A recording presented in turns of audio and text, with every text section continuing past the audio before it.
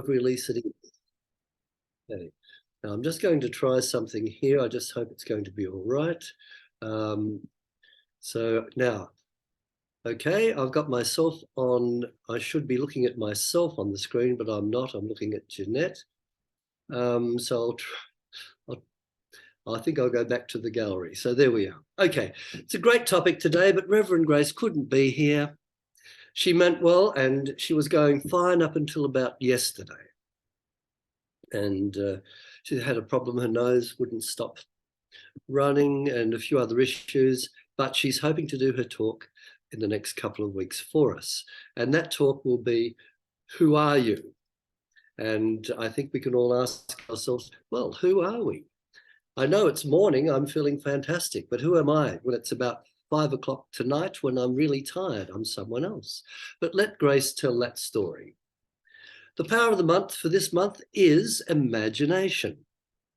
It's a great one too.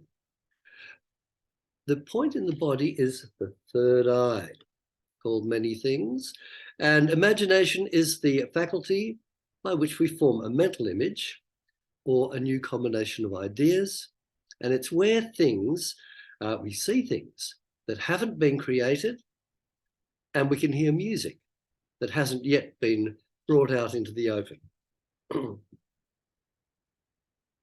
It's the creative power of the universe, and we are examples of it. God hasn't stopped creating. It's creating through us. What a responsibility. Someone said to me the other day, how could God let this happen in the world? What's going on with all the violence and everything? And look, I really didn't have time to say too much, but I did manage to say that, you know, it's mankind that are doing it. And I thought, well, I'll meet that person again and tell them that we are using that incredible power in a way which isn't in line with infinite intelligence.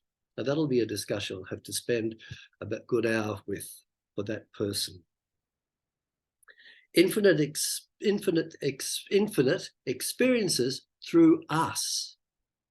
What a responsibility.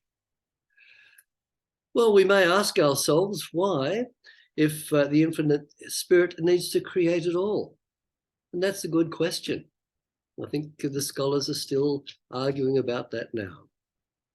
But the whole person, as far as I see it at my point in time, is that the creator may express through its creation. I've used this example quite a few times, but I do enjoy my Yogananda book, which I've got, and some of you have got that book. I've had it for many, many years. And there's nothing in that book that contradicts any New Thought teaching. As a matter of fact, it's the same thing. Yogananda says, the nature of God, mind, or spirit is motionless, and the nature of creation is motion. When you think of it, we're on a wave, and that wave takes us through the different stages of life, whether we like it or not. And looking at those children in that choir, I thought, yes, I've been there, done that. I've had the music teacher tell me off for talking in the back and all that sort of thing. I'm sure we can all identify with that beautiful choir. And that's Deborah Cheetham, who also sang at Judith Durham's state funeral.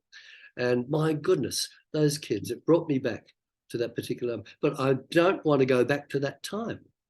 Same with some of my 20s, my 30s. All these experiences shaped us to who we are now. And I'm sometimes in bed in the morning and I think back to the time when I used to think in Melbourne, you could hear the tram going down Fitzroy Street. It squeaked round the corner and people were on their way to work.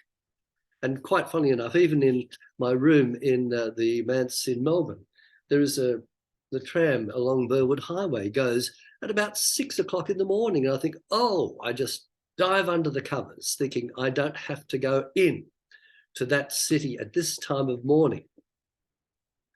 Okay, now we're forever using this power. Sometimes it sneaks in. We use it subconsciously, unintentionally. Stuff from the past comes back. And stuff from the past is still there running us sometimes, and it's a never-ending journey to dump that stuff. But we all know that. First of all, we have our mind, then the idea in the mind, and then the materialization of that idea.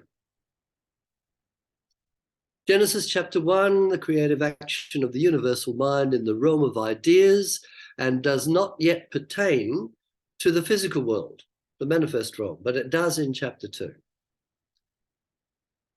Charles Fillmore states that this proves conclusively that the first creation described in the second chapter was in the realm of reality. The truth is substantiated in the second chapter, where it's stated that there was not a man to till the soil until God created mankind in its image.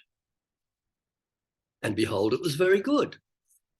God created us, and aren't we wonderful? My goodness, look at us. We're the most perfect temple on earth. And this is it. And I have to remind myself sometimes that my body temple, I have to look after it. No one else can. I have to take dominion and make sure I get the right vitamins in the morning. It's almost a clinical process as I'm getting older to have a breakfast, lunch, and evening, because being an old bohemian from way back, I could get by till 3 o'clock on a cup of coffee, couple of cups of coffee actually, but not anymore if I want to be of use to the world. So, okay, and God hasn't stopped creating through us. Now, often the younger generation think that what went before was old-fashioned, and it probably was, but it had to be. Look at some of the old songs and the customs that preceded them. But we had to do all this before the current generation could do it, which they take for granted, some of the things that we used to get in trouble for. I remember my parents getting upset listening to me on the radio, listening to me rock and rolling. I used to be in the lounge room, and we had a group of people who were pretending that we knew how to do the rock and roll. What a horrible sight that must have been for our parents. And, you know, I remember them thinking, and I think I've mentioned these songs before, they stay in my mind, like the intelligence of a song like The Purple People Eater, or Who Wears Short Shorts? And they're just two examples of the stuff that went into my subconscious mind. Mind you, as we got older, some of the songs were great, and we're going to hear one today. And I look back on some of them now, and there is a spiritual meaning in some of them, only because I've developed to the point where I can see it. And those wonderful composers like John Lennon, where we just used to think his music was good, it was wonderful, but you can see how his thinking was and how aware he was of who he was and what he was doing. Now, speaking of music, how we use our imagination has been amazing in music. Primitive man used vocal sounds, speech and dance, and his other instruments, utensils, and experimented with them. We look at the symphony orchestra. All it is bones, hunting bones, clay pots, and things that are scraping against one another. And by that, they have big titles. Imagine the primitive man picking up, say, some beans and putting them in a container and then shaking them and think, oh, that's good, I can move to that. From that, we got the tambourine. Didn't happen overnight, but that's what happened. And imagine when they're all stomping around doing their dances on the ground, the earth, that boom, boom, boom. There's our modern symphony orchestra. Part of the orchestra, the timpani. There's the drums. All it was people stamping on the ground, and someone said, let's take it further. What does it sound like when we hit the bark of a tree? What does it sound like when we hit a rock? And we've got all those sounds now refined. They call those idiophones. And I had to look up my dictionary of history of music that I did when I was at the conservatorium. And thank goodness for the power of order, because I found them. And it saved me a lot of time, actually. Then we've got instruments that we use the power of air. Primitive man heard a reed in the background and thought, what's that spooky sound? And it scared some of them, until one person got sick of this and went up to it and said, oh, it's only the wind blowing through a hollow reed. And from that, we've got our wonderful wind instruments in the orchestra. Clariphone, clarinet, and the beautiful flute, even the pipe organ. It's a bunch of pipes with wind blowing through them. Some of them need an electric generator to get the air through now because they're so big, but that's all it is. And we call those instruments aerophones because of the air. Then, of course, you've got the things you scrape. And we all know when I went to school, I remember the first time in grade 1, the teacher scraped the chalk along the blackboard with something happened and this horrible scraping sound. Oh, and anyway, from that, we can see how people would have got different parts of nature and scraped things along to wipe things with it. Yes, there's a sound there. And violinists wouldn't care to know this, but of course that's where the stringed instruments come from. But it took imagination, and it's still being developed. So there's all the instruments. Now, has everything that's ever been invented or about to be invented already existing in spirit? Some of us here love the poems of William Blake, and I know you, Reverend Sylvia, have a soft spot for that. I have too, especially the ones like the Sunflower and Jerusalem, powerful imagery in our mind when we read those. William Blake spoke about entering into the hall of Loas. I'm not sure about the pronunciation, L-O-A-S. Do you know that one, Sylvia? I'm not sure of the pronunciation, but that'll do us, where all events are awaiting the spotlight of our attention so that they can become alive. They're like statues, which we endow with life or movement to take form in our life. So, how do we get our imagination to work? We've been told many times, we take dominion of it. Is that easy? No, not all the time. Sometimes we're in the flow and you can sit down, I can sit down and I can write something. Other times, oh, it's a waste of time. I'd rather go out and sort of go for a walk. Interestingly enough, Ernest Hemingway, the great author, he was giving a lecture at a place in the States, and all these writers were there around him wanting this wisdom. And he said, look, why are you here? You're wasting your time. Go home and write. And there's a very powerful statement in that because, you know, we put things off and we put things off. And my style of writing is different from yours. And that's the way it should be. We refine our own process of creativity. Another author I like, and I don't think she's on today, Diane Lennon. We quite often talk about different authors we've read. And one of them was W. Somerset Maugham, who had a very interesting life. He took dominion, even in his erratic lifestyle.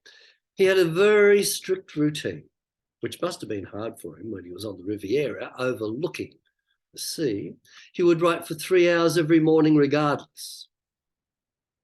Then, of course, he had his reward. He had a martini at lunchtime. And then he'd spend the afternoon going down to the Côte d'Azur along that beautiful French Riviera. And regardless of what happened the night before, he was a good poker player. He loved poker and billiards. He'd be back at his desk at 9 o'clock in the morning. He used discipline. He was in charge of his mind, not the other way around, which is not easy.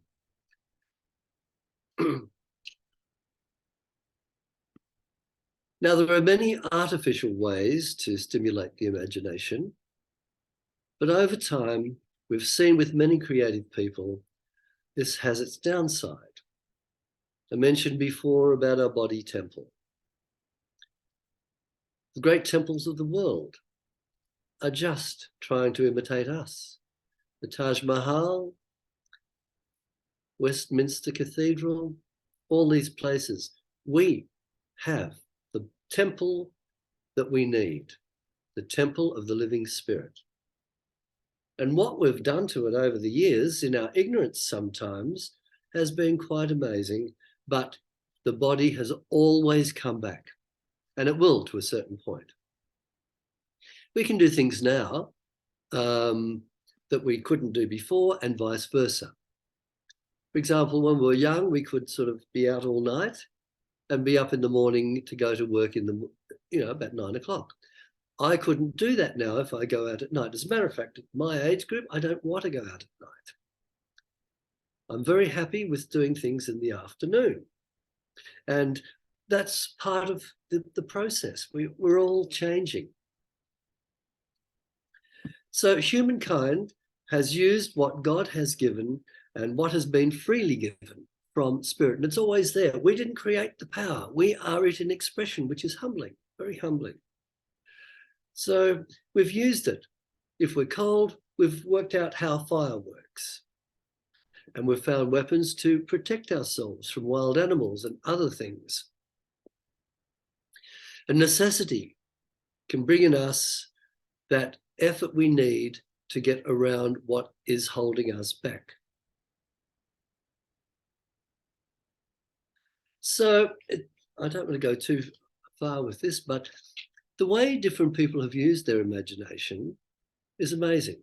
They've taken dominion. For example, Beethoven, he went for walks in the forest. Now, Beethoven was very, very disciplined, and he tended to use artificial ways of stimulating the imagination. He used to like his wine. And he went to the doctor. He wasn't feeling well one day. And the doctor says, "I think you're having too much wine here, Beethoven." And Beethoven said, "Nonsense.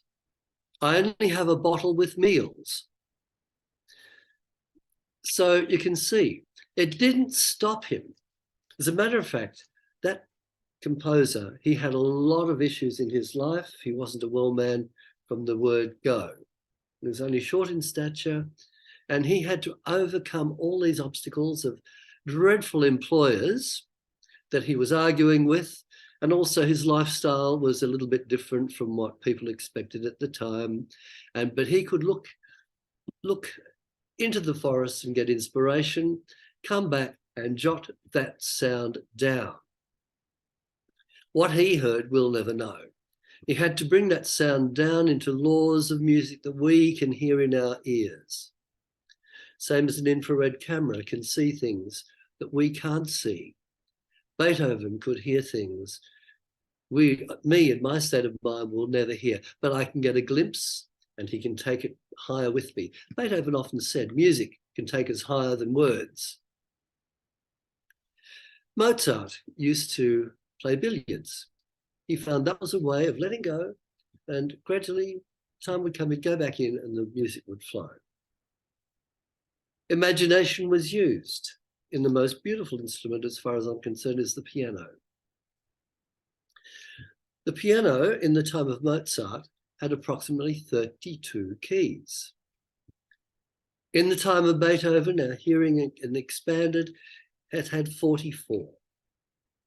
And now the full-size concert grand has 88 notes. Look how imagination has worked for the power of sound with us, increasing the vibrations of the earth and our surroundings. J.S. Bach wrote for instruments that didn't have the range to play them. And now we can play them in the Modern Symphony Orchestra. The Brandenburg Concerto was one of them. The range of tone has just become amazing. Is this a mystery? Well, yes and no. We know how it works, but we have to take dominion, be disciplined, and spend the time in silence. And it's a bit strange to say, listen to the silence, but the silence has something we don't often hear, but later on we'll be out somewhere and yes, that works. We've all seen the workings of spirit in our lives. I know I have 2 giant cypress trees I have to part company with. They're getting too old, and unfortunately they've got to come down. It's going to cost me quite a bit. But anyway, I thought I'll put it off for a while. Then no, a branch fell down. I get a call from the people at my accountant, and he says, Bill, there's been changes in the rule for people on pensions and things. I need to talk to you about how we can do this and that. And so I said, look, this is going to cost me quite a bit. He said, that's all right. You can take it out of this. And I said, well, won't my money come down? He said, no, there's been changes there too. So Spirit worked. It came together at that time for me to do what had to be done. And I've seen it with other things too. The only thing that puts it off for me is procrastination. I can sit down in the afternoon and be quite contented and happy and think I'll put it off till tomorrow, and then it's too late. So we've all seen Spirit working in our lives. Okay. Now, to sum up, the power of imagination is our birthright. It's like the other powers we possess. It has to be tempered with love, wisdom, will, and order. And you may as well throw in the rest of them as well. They're all working together for us.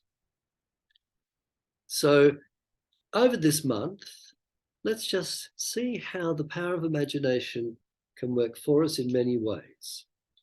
We know it's going to work for us in our Unity Centre and Sanctuary, and we want to see that. And we want to see it working in our own lives as well. So I'm going to conclude. We've played this before, but it's timely that we play it again. A song whose time has come, and if we could say it was in our modern songbook, this would be a permanent song in it. Thank you, Rev.